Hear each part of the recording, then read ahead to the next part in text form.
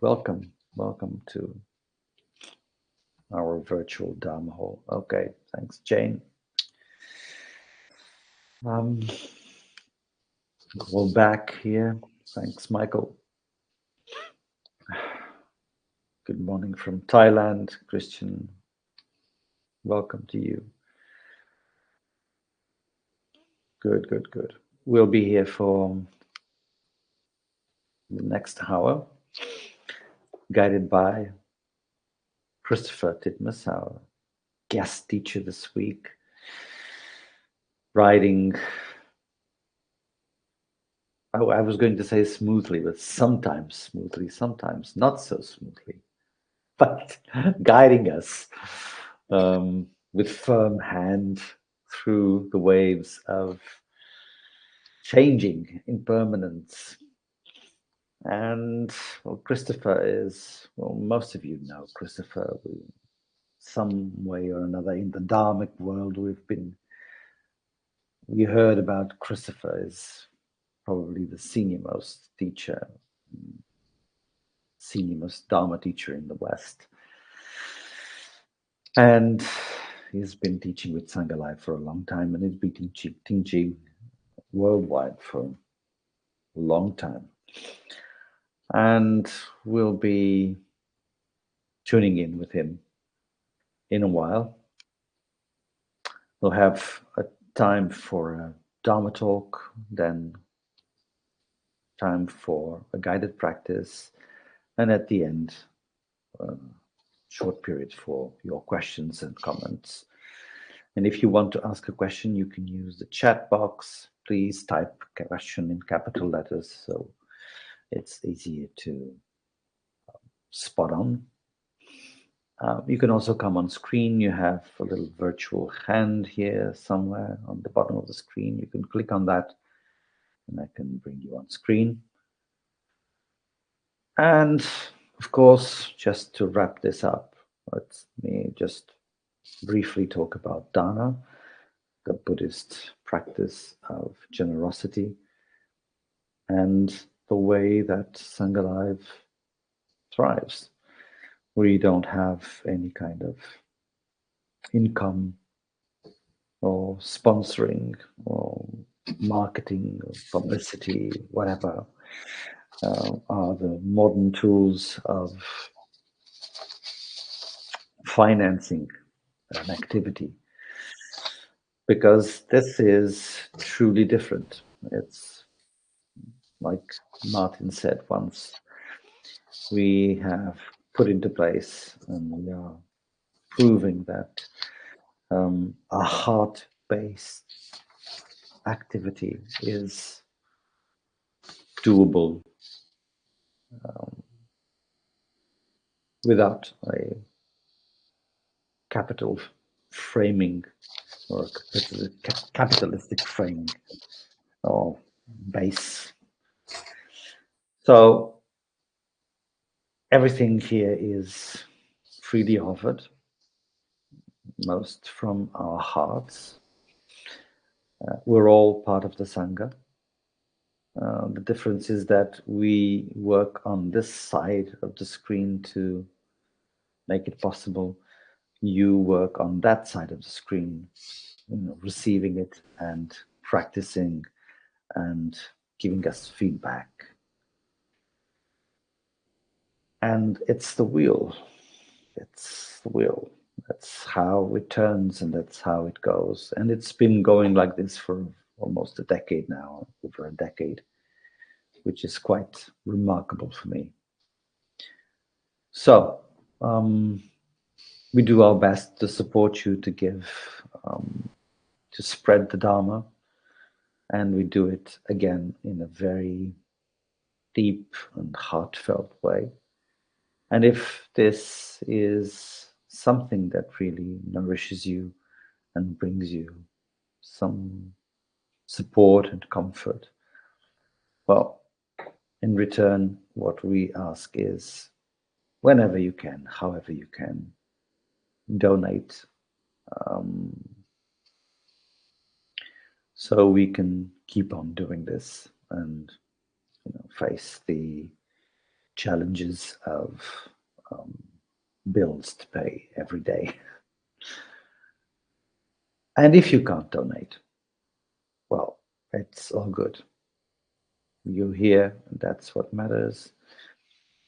Your practice, your generosity of being here early hours in the morning, sometimes in very far places from where we are here.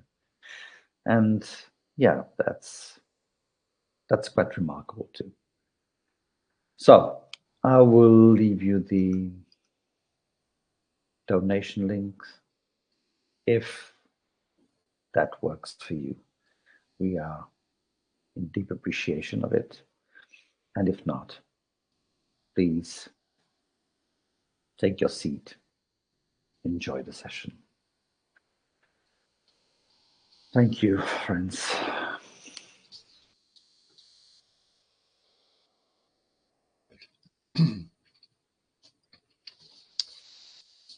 So, very warm welcome to each and every one of you. Let's have a couple of quiet minutes together, and then our 60-minute session will get underway.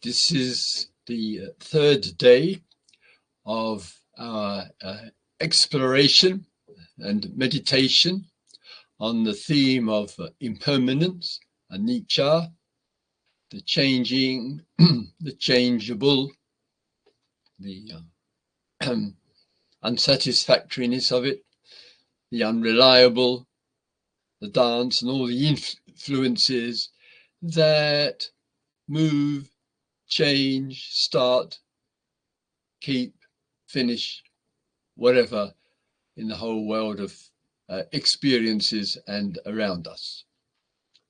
So on the first morning, I gave a general overview of the value and importance of looking carefully into impermanence rather than just seeing it as a kind of meditation object of observation of things coming and going, but to look more carefully into the arising, into what is staying and what is passing and ending. As our life, start to finish, is the regularity of engagement with arising, staying and passing. Yesterday was on what arises, same thread with the other themes, meaning what are the causes and conditions for what arise, recognizing what is welcome, developing it, cultivating it to contribute to being an alert, awake human being, and also and equally where it is problematic, what are the causes and conditions which arise, which are problematic, and what needs to be changed. Change a single condition, a single cause, or one or two of them, and that which is arising can't hold up because it hasn't got the backing, the support, the history, the old, and propping it up. So the welcome and the unwelcome is for development or for change to dissolve. With today, it's on staying. A couple of points here with you. I'll spend a few minutes on the theme. Then from there, we'll go to our guided meditation. From there to question and answers, you're very welcome. Put the word question in the chat column, and I'll endeavour to respond to them, and gives me the opportunity to amplify. But first, let me give the Dharma teaching. One of the regular, shall we say, languages which we all express, including this Walla, and that is the language of here and now.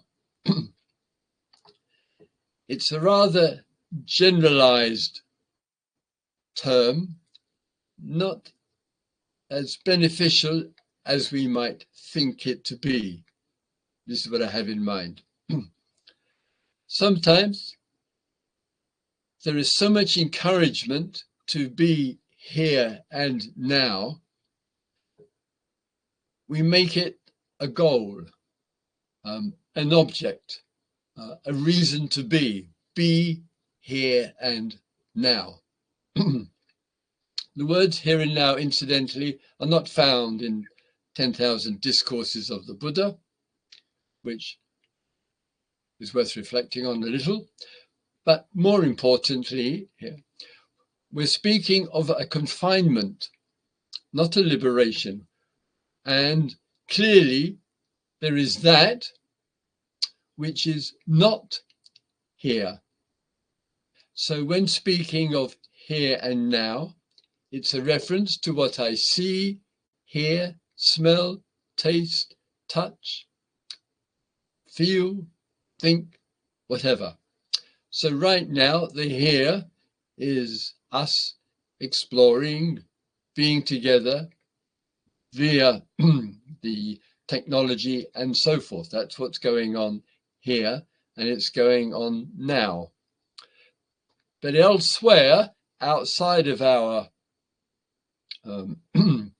reference, there's much else which is going on, obviously, which is not here and now for our consciousness at this time. Therefore, outside, this is important, outside of what is here and now, in fact, is the support for what is here and now. So the here and now doesn't have its own independent existence, obviously, because all that's outside of our immediate one is all else which is going on, but it's supporting this. And therefore, we have a value, a genuine, authentic value for being here and now. Sometimes we are grounded with it, we are centered with it. It is a support, but it's not at all worth depending on. I hope none of you, not that it's possible anyway, to be in the here and now all the time. It's an absurd ideology. There we need to have a bigger vision, which includes here and now, but does not make it the primary. With this here and now, during the course of our daily life, there is that which we welcome. It is not always easy for some people to recognize and appreciate what is welcome. You might think, well, it's welcome, it's pleasant, it's beautiful, it's touching, it's nourishing, it's creative, whatever. Never underestimate the power of the old, which is contracted,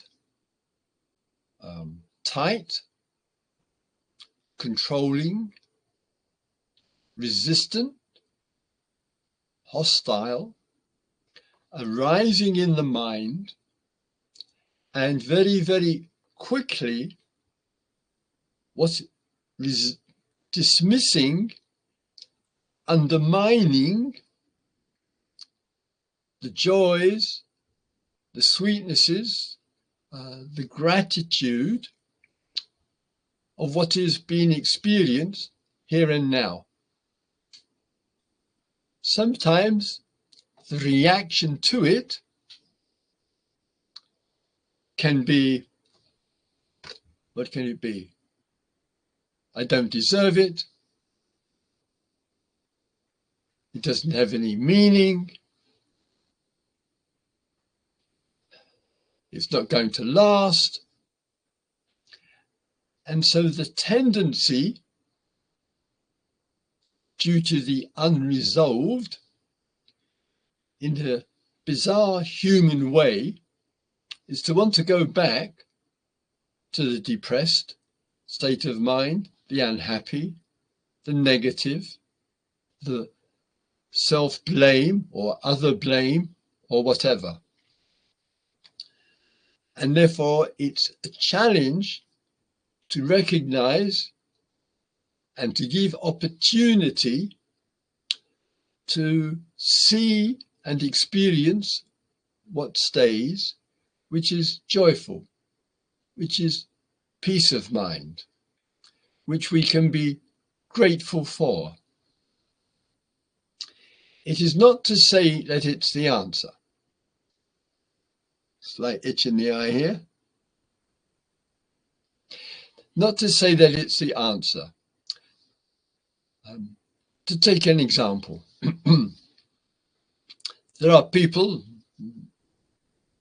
I think it's in Facebook groups I was hearing, who meet once a week or short period daily,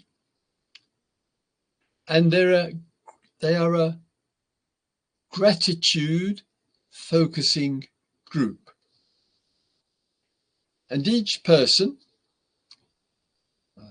or a number of them, get the opportunity to share what they are grateful for in their daily life. This genuinely is worth touching upon. Gratitude is an important feature of the teachings there. But, to repeat, it may not be developed nor deep enough to withstand all that the mind projects and reacts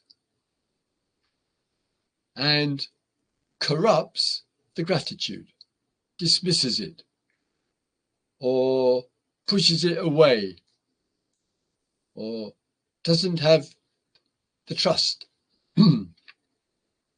So we are not trying to be moment to moment in the present moment. Moment to moment, I haven't seen anywhere in 10,000 Discourses of the Buddha, by the way.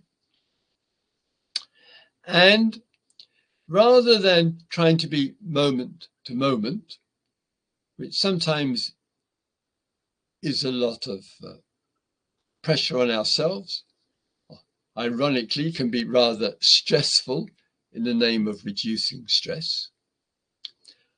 But we're taking a different kind of view in relationship to impermanence and change. Yesterday, speaking about what is arising. Today, speaking to you about what is staying.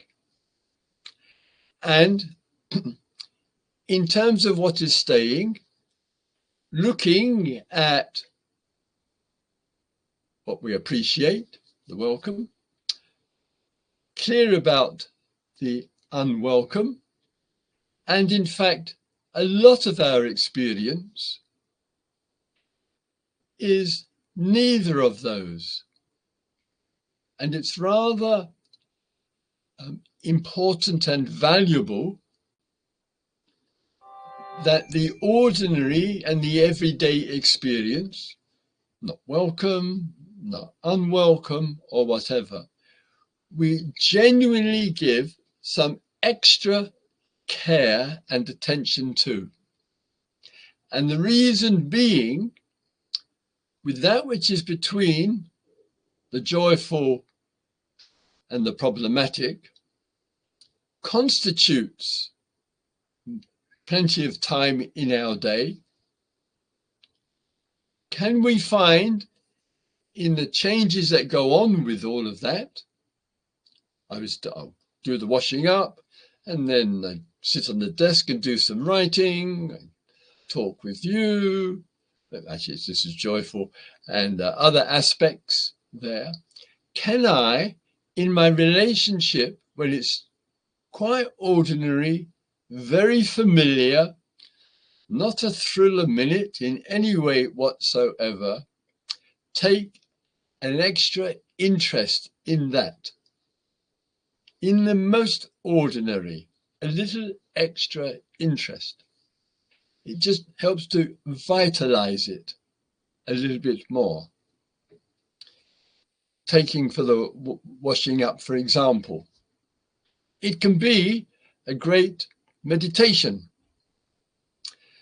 There is the meal, whatever is over.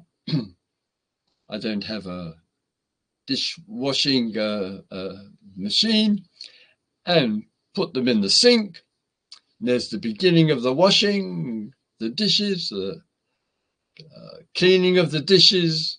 There's that period of time of being with that, and then one comes to the end of it. A beginning, a middle, and an end of a process. Wow, so is everything else. And if we take a little extra interest in that, the hands are with the elements, the plates, the dishes, with the water element, with the heat element, hot water, warm water, etc. With the air element, obviously, for breathing, having space there to engage in all of that. So we're consciousness, being conscious of. So in a small process called washing up, there's some of the essential, not all, Dharma teachings which are taking place, and one is engaged in the world of preparing, starting, middle period, the washing, the activity, the end, the finishing of it. Please remember next time you're in the kitchen. And that take a little extra interest is, in a way, a kind of support and guarding oneself against boredom, against monotony, against routine. So I remember, just personally here on the same thread, when preparing food, this is my young daughter, not so young now, but when she was small, and for myself, the thought would regularly arise, I've got other things which I need to do, writing, phone calls to make, and all the others is well before mobile, decades before mobiles and stuff. Still, I had so much to do. And I knew from practice, this essentially meant a boredom or a resistance to preparing the food, washing the dishes, and so forth. And therefore, it showed a lack of connection and a lack of interest, because something else in the thought had and was given more significance. So the thought reminded me to engage with the ordinary, and in the engagement, I don't know how long it took for the change to take place. I won't put it into years, but it took a while, in which the appreciation and the connection and the joy of going to the shops, buying the food, that's the arising, preparing the food for the meal, that's the staying period there, the finishing of the meal and the washing up, that sequence wasn't triggering more important things to do. This guards against busyness, resistance, negativity, putting something down, which is the problem of the mind, and elevating something up. I've got more important things to do. So our practice is really looking today and for the rest of our life, what in life is worth staying with? Are we cultivating, like the Facebook group, moments of gratitude and appreciation? And there is much in this crazy, mad world to love and appreciate. Are we taking notice inwardly of what's staying, and the thought is telling us, I don't need this. This needs to change. The thought's giving the whisper, maybe the shout, something needs to change,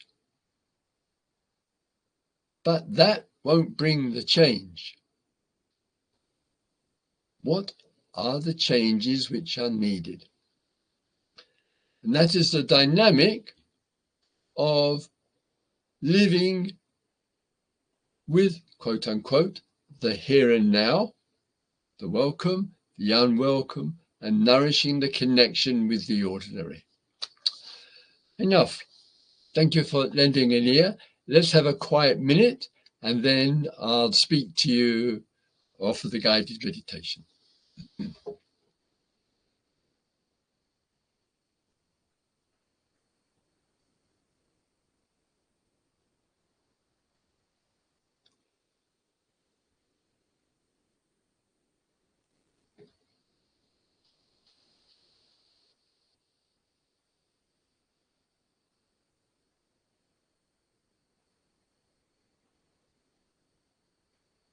Just sitting,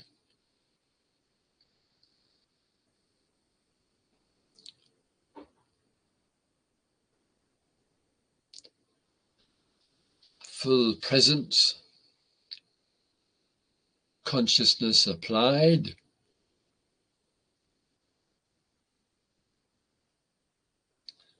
to the whole sitting form.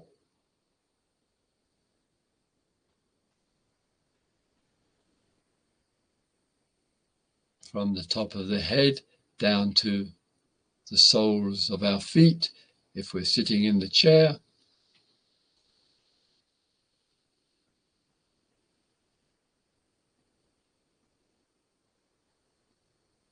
So it's the inclusion of this form called the physical, called the body.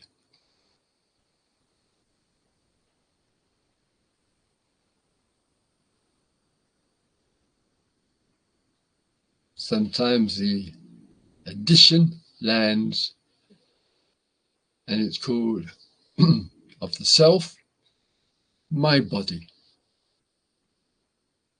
as if one was the owner of it.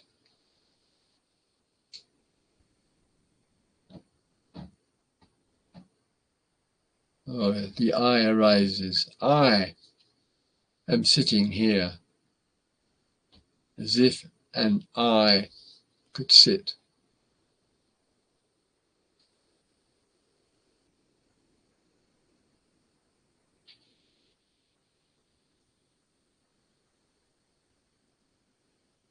So there is just sitting.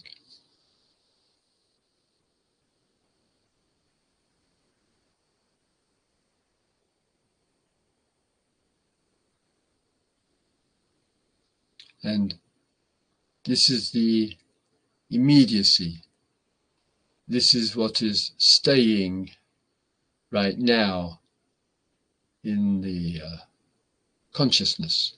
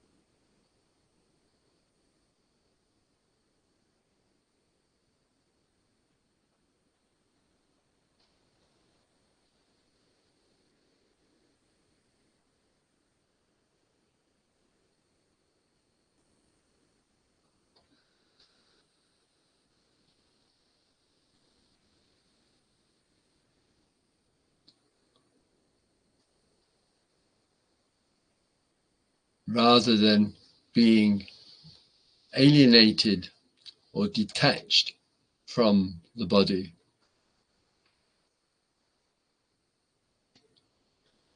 we are receptive.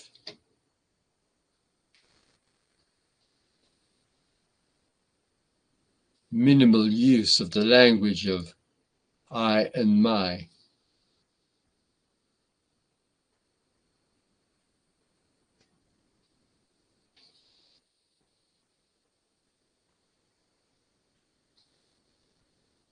So we are staying rather steady with this physical, biological, evolutionary, changing phenomena called the body,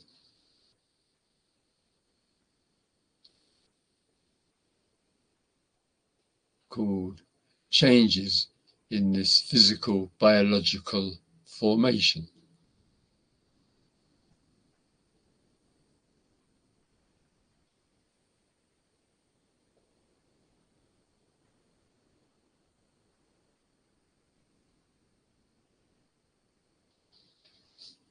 We are not ignoring.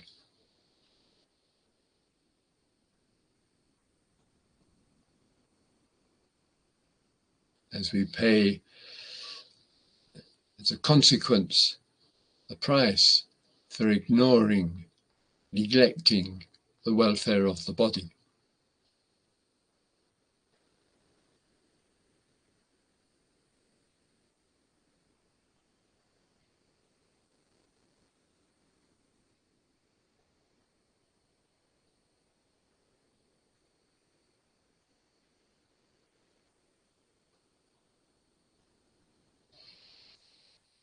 So at this time, we are grounding ourselves.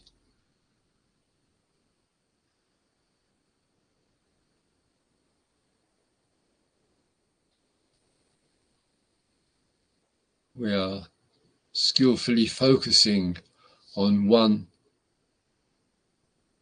presentation of life called the physical.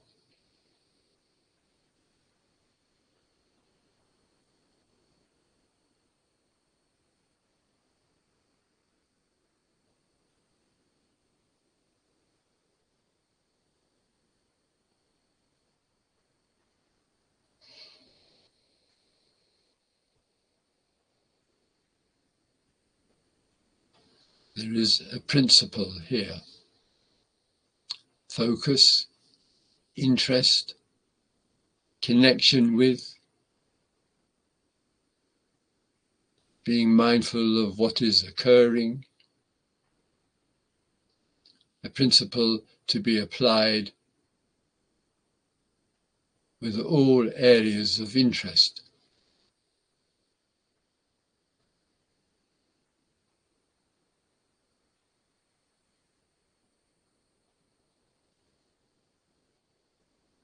Areas of interest obviously include the external as much as the so-called personal.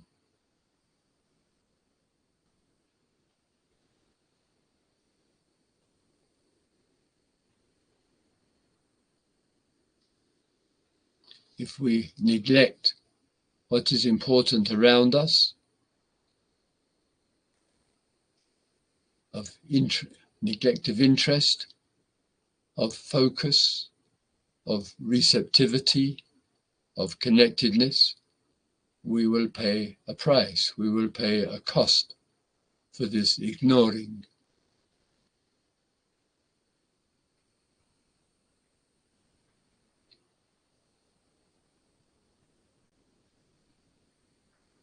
The teachings have consistently reminded us mindfulness is inner and outer, internal and external.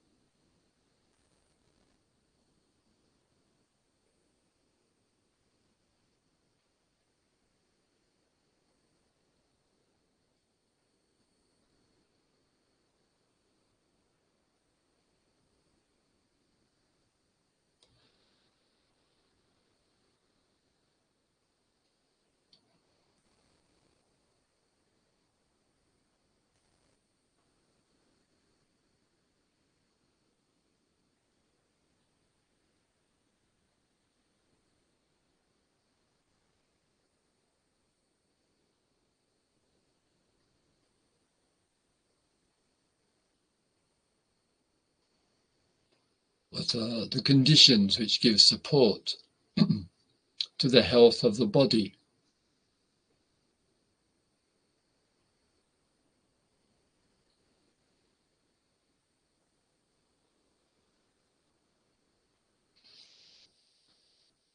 Four or more easily come to mind. One is what we put in our mouth.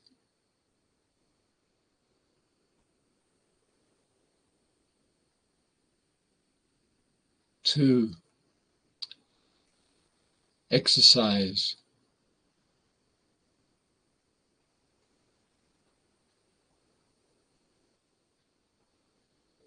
Movement, expansion of the lungs, flexibility, bending, stretching.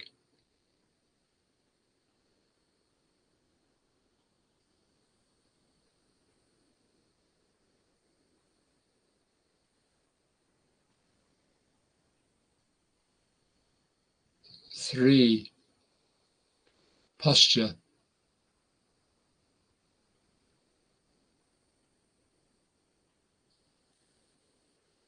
Look at our senior citizens.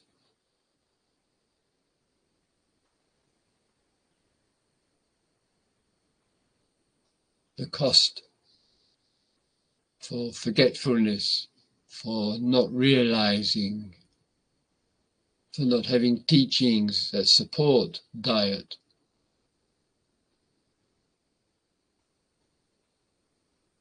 Support the tall, upright posture.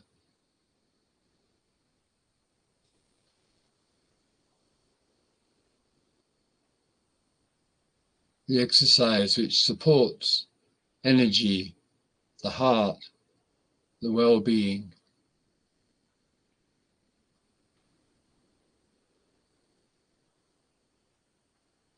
If there is neglect, there's the price.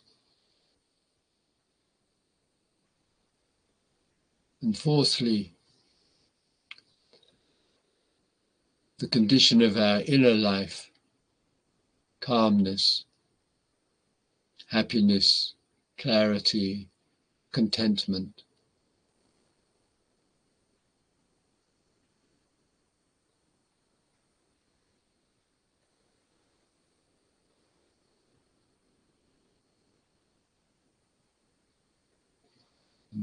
Fifthly, our environment.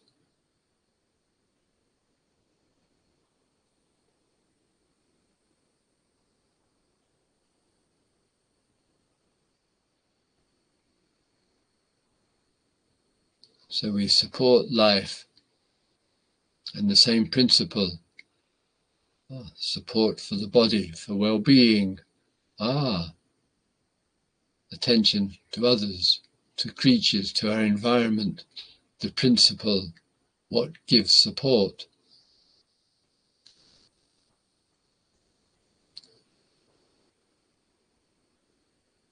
Initiating the arising of that. Staying steady.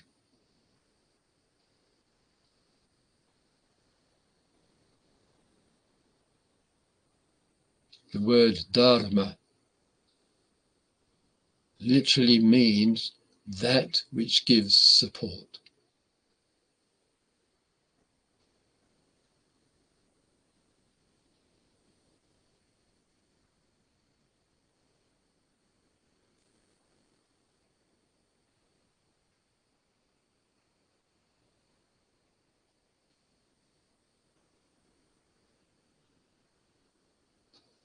What support, what dharma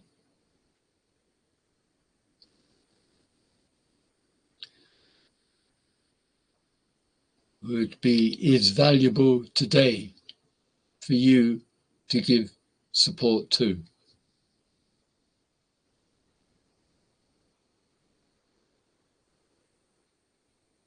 To be steady with, to stay with.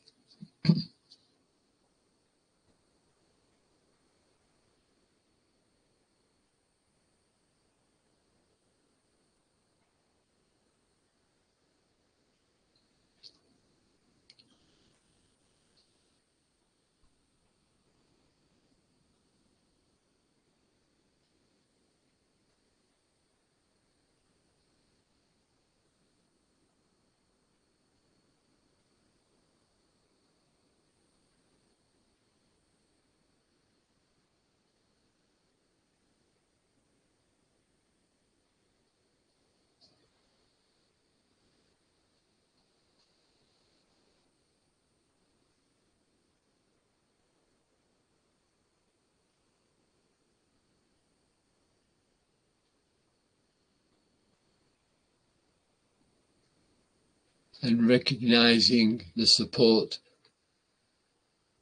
that comes directly and indirectly, and staying steady with it.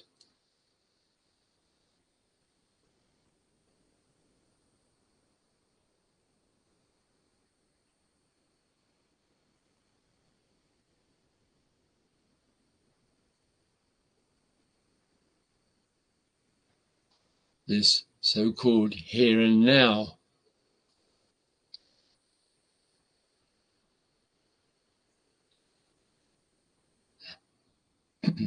is made possible through much, obviously, which is not here and now, but gives it support.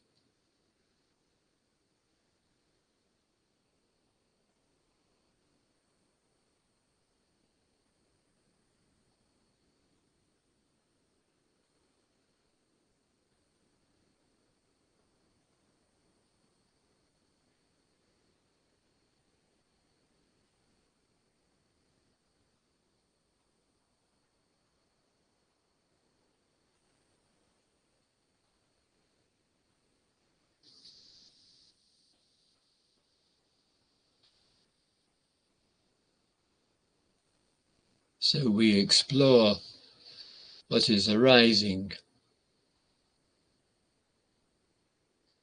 We explore what is staying.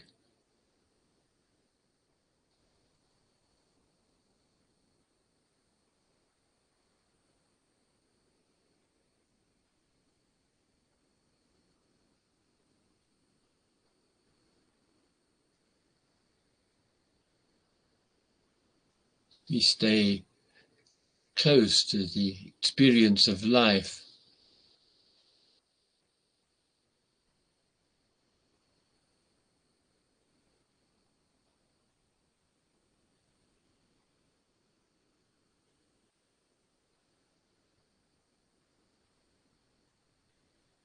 With extra mindful use of the language of I and my.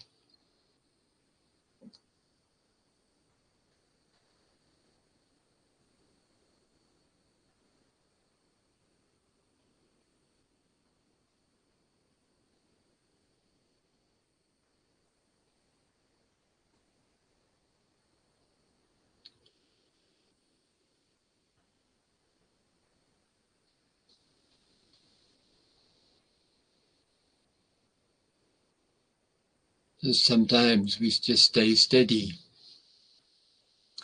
with the so-called here and now and recognize there is something to develop. We stay steady with the here and now and recognize there is something to change.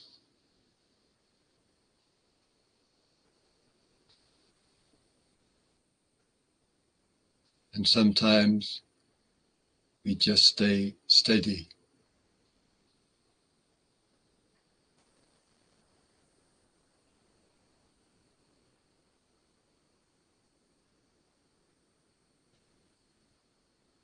Abiding in a steady state.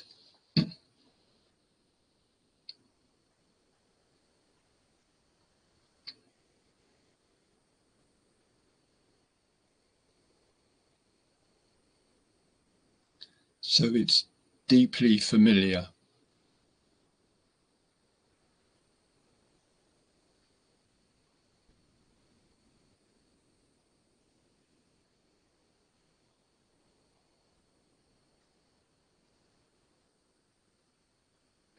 And when something is deeply familiar, we can come back to.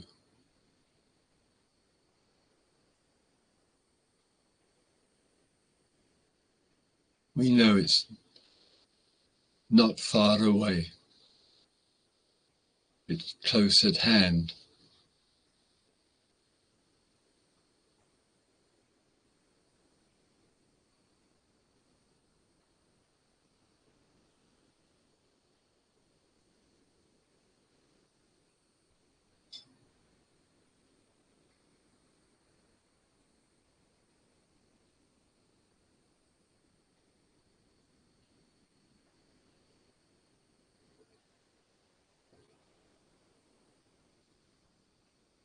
Just being steady.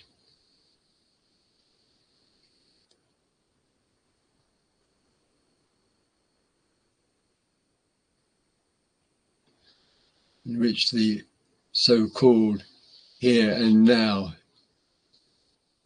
is not really relevant.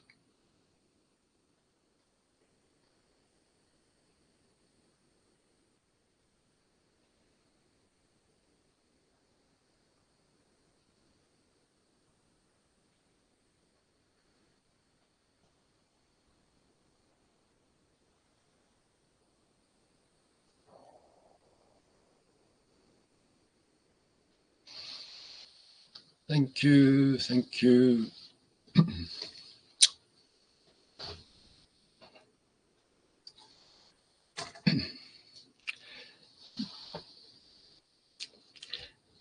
We have about 10 minutes. I'm going to look at the good chat column here. Right, I've got the list of names. Where's the... All right, and here's the responses. I'll have a look. When George was just speaking a little earlier, so kind of made reference to myself as one of the senior Dharma teachers. It's true. Next month, October 2024, it will be 50 years since I gave my first residential retreat. I'm being mindful of the eye as I talk, by the way. And it took place in Dharamsala, well known for the Tibetan community who fled the Chinese occupation. And it was a 10-day retreat in McLeodganj, a village just above Dharamsala. Two memories. Well, one memory of it was one person who had a history of GBH, grievous bodily harm, had been in prison. A lot of anger and aggression came up during the 10 days, rather violently, actually looking for an axe to hit somebody. The person was so angry. And I wondered to myself, given this first retreat, oh my God, Christopher, what have you got yourself into? This kind of teaching, so forth. And all went well, smoothly. And the other, secondly, I have a photograph taken at the end of the retreat. There's this skinny Englishman with his robes, monk's robe, sitting there in the front in the middle. And at least 6 people who were on that retreat 50 years ago, at least 6 people have gone from this world, have died. There are, I think, 7 or 8 people, that's about 35 people on the retreat, who I still know the whereabouts of. 50 years. All right, enough. Let me have a look to see if there are any questions.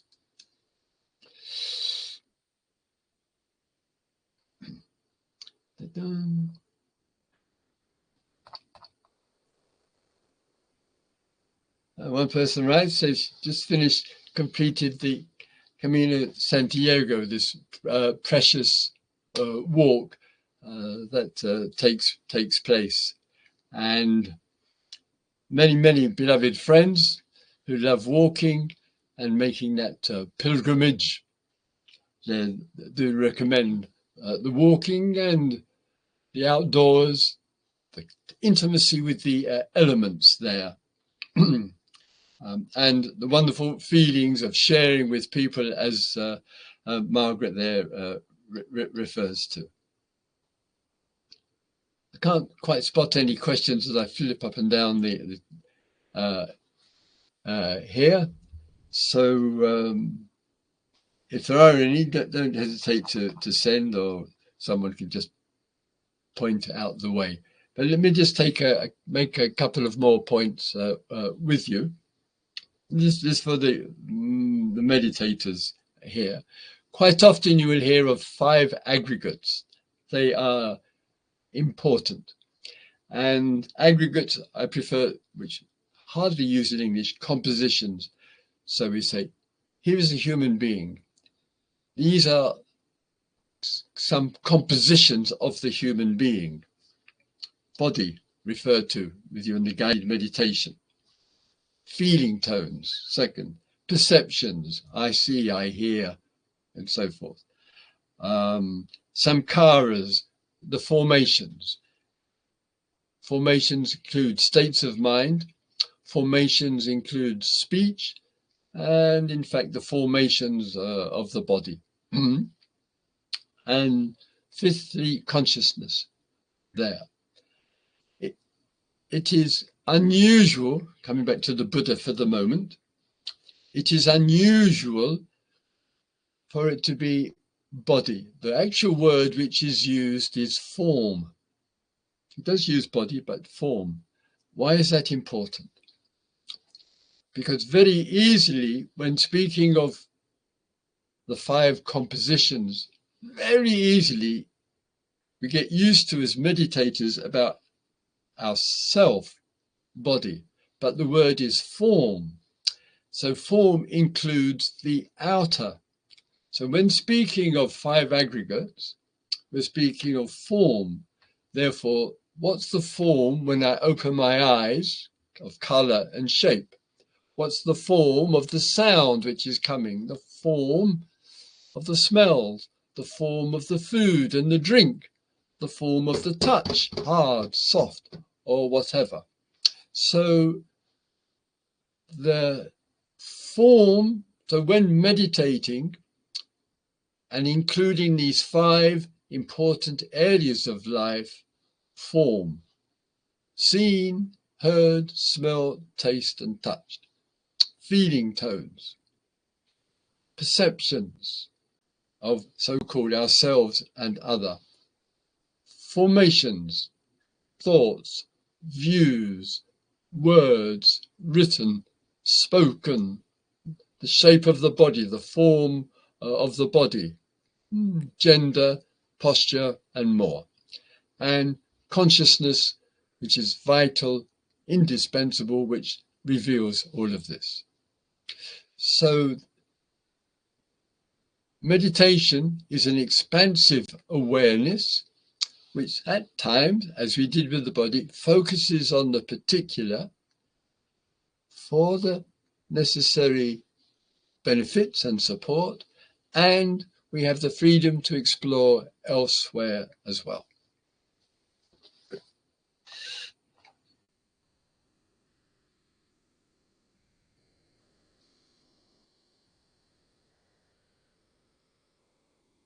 I can't see any questions today.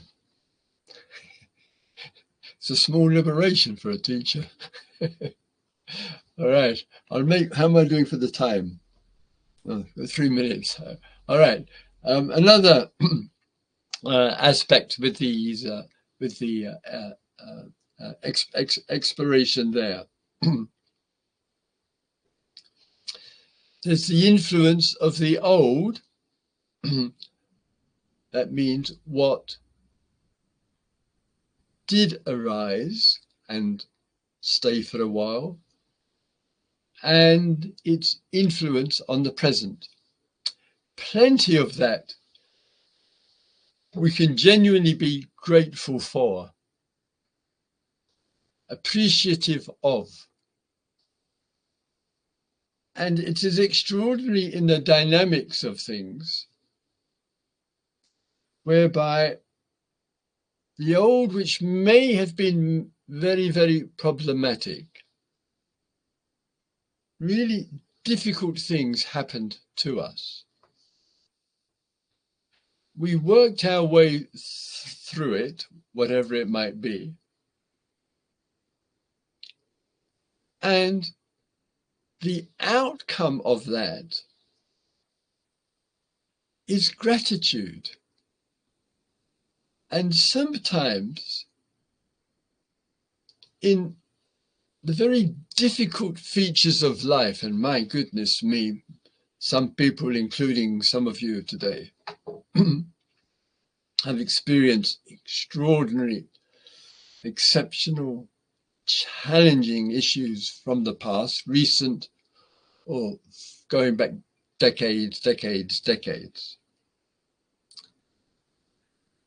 And some profound, deep, lasting change has taken place in which one could never have imagined at the time that one is actually grateful for.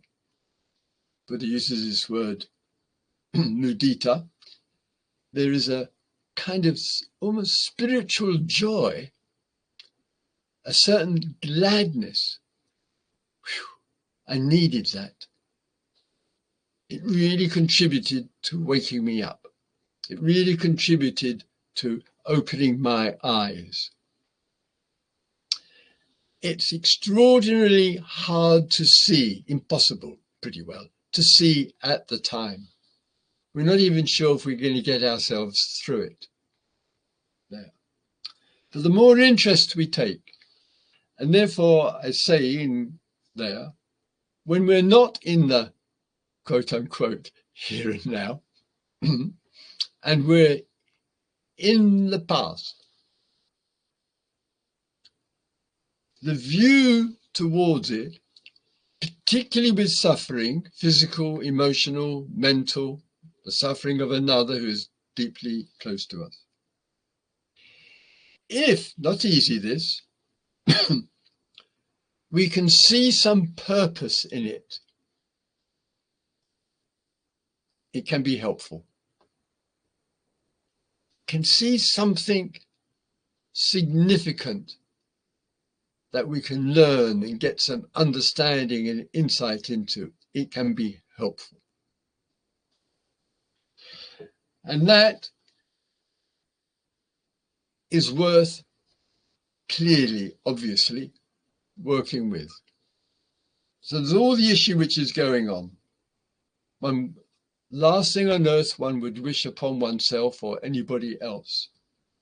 And yet, in spite of all of that, can we see some purpose to it? And that genuinely has the potential to be transformative.